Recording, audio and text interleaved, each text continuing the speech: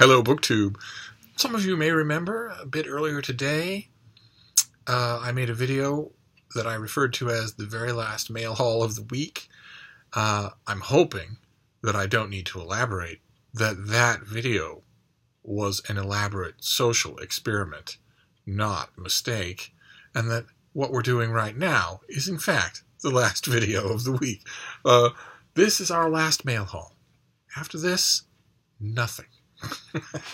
There's just a few things here. Thought we'd go through them together and see what we have here. Oh. Okay. Oh, right. Okay, this is the paperback release. Boy, you know, this is a paperback release of a book that I really wish I had gotten to when it first came out. And I never did. This is just odd. It doesn't have a date for when it's out, but I think it's out already.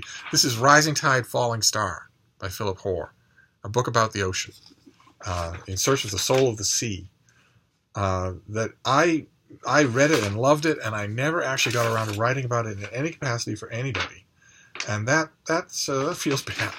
It says for immediate release here, but no date. Oh, no, early April. Okay, early April. So, I don't know. It's out in paperback now, and I'm very glad to have it in paperback, especially since I have no idea, as usual. I have no idea where my hardcover went.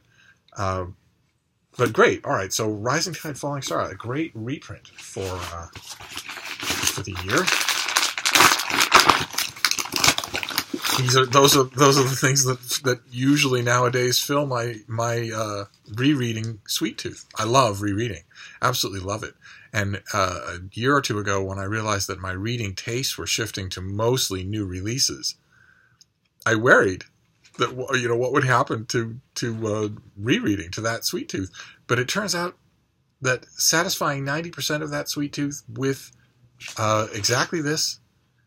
Either reprints of books that I've read already that I want to reread, or new translations and new editions of things, new packagings of things, stuff that I get anyway, that I don't have to go to used bookstores for and then find in good shape and pay money for. I find that satisfies 90% of my sweet tooth for rereading. So I'm glad to get stuff like this. Oh, okay, great. This is the finished copy of something we've seen on this channel before, Holy Humanitarians, by Heather Curtis, subtitled American Evangelicals and Global Aid, which I have but have not read. And this comes out soon. This is out, I think this is a March book.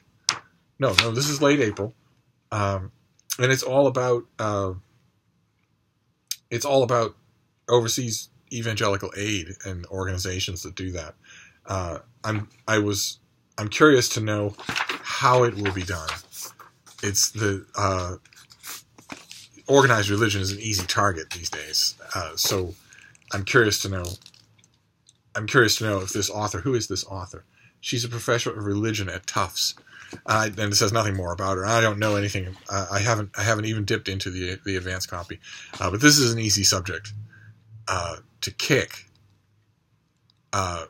Christianity for. American evangelicals is an easy subject to kick them for, especially in the wake of 10 years ago when we had the new atheists who were barnstorming across the country to packed speaking engagements, denigrating evangelical aid by saying that it comes with money in one hand, yes, but a Bible in the other, and intentionally overlooking the fact that a lot of the people involved in that outreach weren't zealots. They only wanted to do good because their Savior commands them to. And I'm hoping that this is balanced enough to get some of that in. That would be nice, because I've read some books that don't get it in at all. It was all evil. No matter how many lives it saved, no matter how many lives it improved, it was all just evil. Anyway, let's move on. Here we've got another one to do here. Always pleasant when one of these padded priority mail envelopes is the devil to open, because I mail a lot of stuff in them, and it's nice to know how strong they are. Although, you can order these things free on the U.S. Postal Service website, and I was out, so I went to the Postal Service website, and I fought, with their password remembering and all that rigmarole. It's like breaking into Fort Knox every time you go back. But I eventually succeeded. And I looked through all the products, and I clicked on 30 of mailing envelopes, and they came in the mail the other day, and they weren't padded. The padded envelopes are flat rate. And also, they are slightly tougher than just the ordinary Mylar paper envelopes. And I could have sworn I clicked on the right one, but I didn't, so now I have to do that again, which is going to require hacking into the system again. I'm going to have to reset my password. I'm going to have to reset my email. I'm running out of emails to use. But you can only order so many. So oh, fantastic. Oh, great. Wonderful. All right, this comes out in early June. Oh, fantastic. This is by Mick Herron. This is London Rules. This is a Slow House novel. It's a great series, a fantastic series, and good Lord, look at all the awards it's won. Jeez Louise. I don't doubt it, because it's terrific. I wonder if it'll tell you here. Not the plot of this book, but the basic premise. No. It's a place where the original books are. It's a place where old intelligence operatives who have been disgraced or discredited or are just long in the tooth are turfed out to this building and given nothing cases. And of course, it's an inspired idea because a real case comes their way and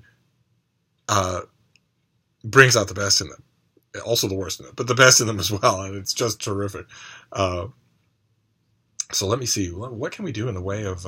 See, that's the problem with series that go on this long, is that you've got so much ground to cover that it's almost impossible to do.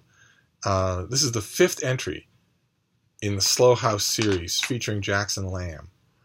London Rules might not be written down, but everyone knows Rule 1. Cover your arse. How much of this am I going to be able to read? No. Okay. No. The plot description. Yes. Okay. All right. At Slow House, a satellite office for outcasts and demoted spies, the agents are struggling with personal problems, repressed grief, various addictions, retail paralysis, and the nagging suspicion that their newest colleague is a psychopath. I feel that way every time I look at the BookTube newbie tag. Plus someone who's trying to kill Roddy Ho. But collectively, they're about to discover their greatest strength, that of making a bad situation much, much worse. Okay, see, it's a little sketchy, but there's not much more I can do, because the actual plot of this book doesn't tell you anything about what's special about the series. And that's because the series has gone on so long and become so praised. Justly praised. It's absolutely delightful. All right, so this comes out in June. Great, fantastic. I don't know if I mentioned this very last mail haul of the week ends in a box. So we'll do this, and then we'll do the box. Let's see here. Finished copy of something. Oh my! All right, this is from Harvard University Press. This comes out in April. Oh, my April shelf! I just redid it. I took an hour yesterday to redo it. To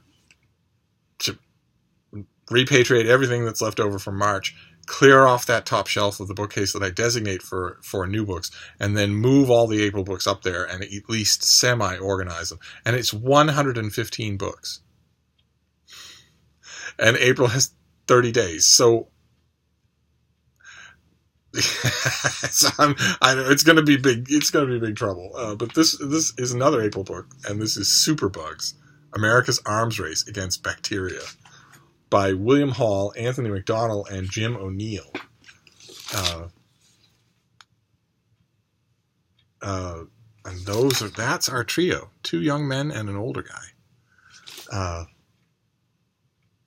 Okay, so this is a little bit concerned because this title should be America's Losing Arms Race Against Bacteria. Bacteria is winning, but let's see if they even acknowledge that in the pub sheet here. Antibiotics are powerful drugs that can prevent and treat infections, but they are becoming less effective as a result of drug resistance. Resistance develops because the bacteria that antibiotics target can evolve ways to defend themselves against these drugs. When antibiotics fail, there is very little else to prevent an infection from spreading. And that's true. And bacteria don't develop these ways. They already have them. They don't need to reproduce in order to share genetic information. They don't need to mutate over the course of generations in order to change their biological capabilities. They only have to touch each other. It's absolutely terrifying.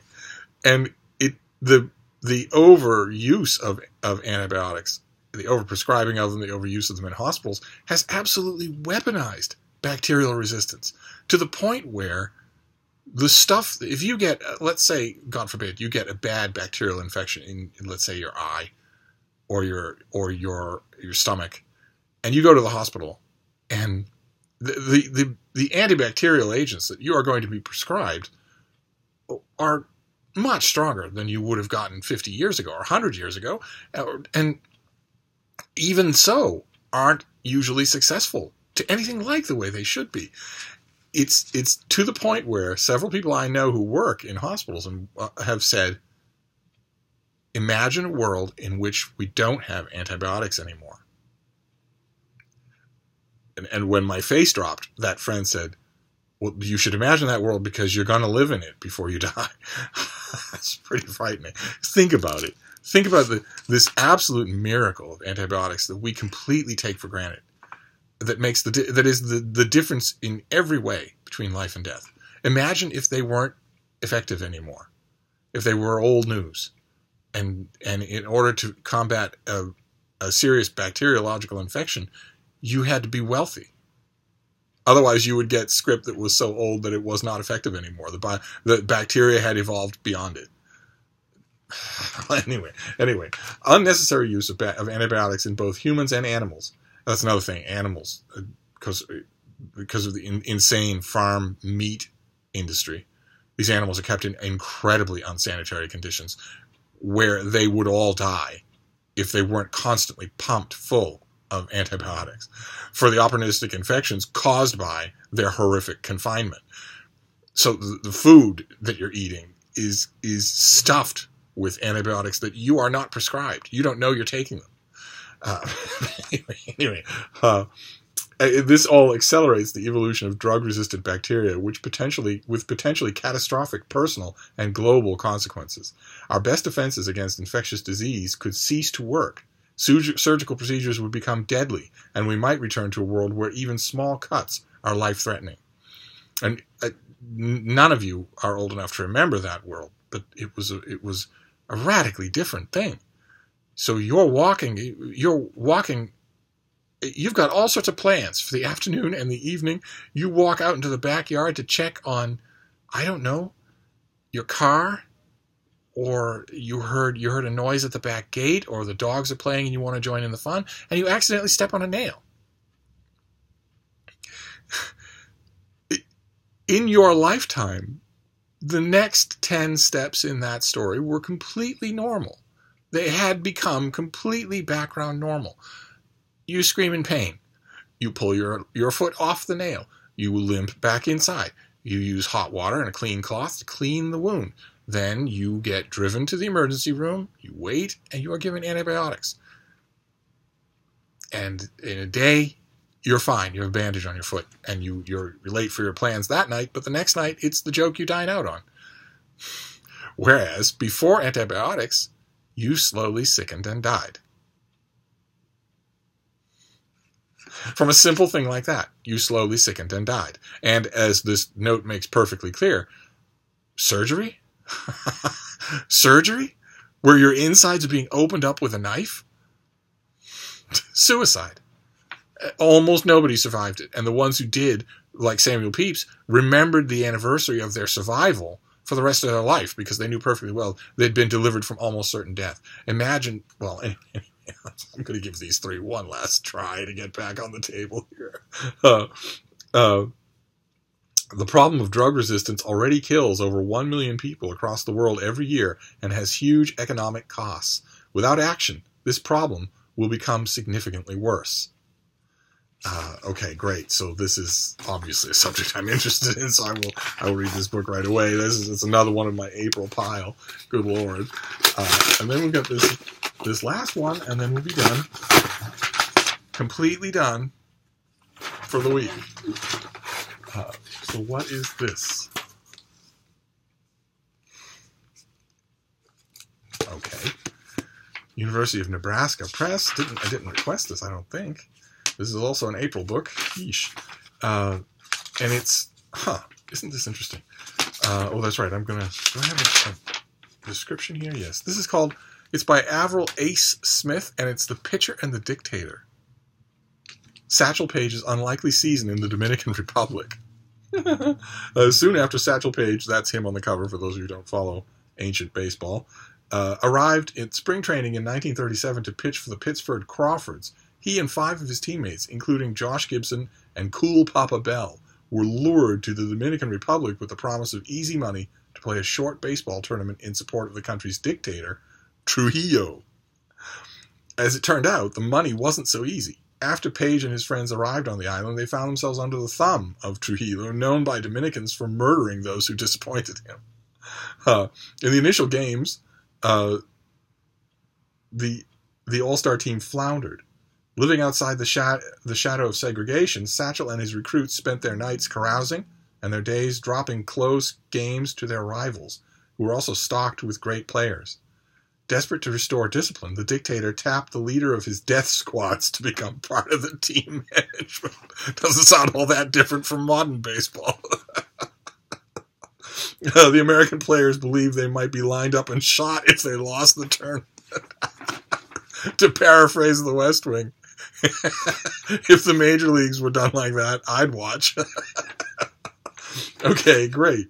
Fantastic. All right, so this is due. This comes out on April 1st. And I have to say, the University of Nebraska Press, this is not the first nor even the 10th of their modern books in the last 2 years that have tremendous popular appeal. I don't know if I've just been missing it all along, or if they had an editorial change in their acquisition department or whatever, that's suddenly spotting these things with the potential for wider sales. I don't know what it is, but you would expect the University of Nebraska Press, something like that, you would expect that most of it would be about Nebraska history, and that the 1 or 2 titles on their general list for their list for general interest wouldn't be that interesting. They would be the kind of thing that the head of a university press might think would interest the general public. But that person would be wrong, because they'd spent their entire lives in academia. But these choices are good. What's the one wrong choice of this book? Can anybody point it out? Can anybody discern it? Yes, indeed. It's our old friend, the faded sepia tone cover. American publishers, stop doing this. Stop doing this. I am sure that this author could have pointed you to one of the promotional posters used to promote these games back in the 1930s. That promotional poster would certainly have been eye-catching, and it would certainly have been in color. It might have cost you $2 more, but it would be a better cover than this. Or maybe a better picture of Satchel Paige instead of... Anyway. Oh God, this last mail haul of the week has been all over the map, so we're going to wrap it up here. This is the Pitcher and the Dictator. Superbugs, the arms race against bacteria. London Rules, from a series. If you Google Mick Herron, go to the first of these books and read them. It's a terrific series. In fact, I should tell you, what was the first one in the series?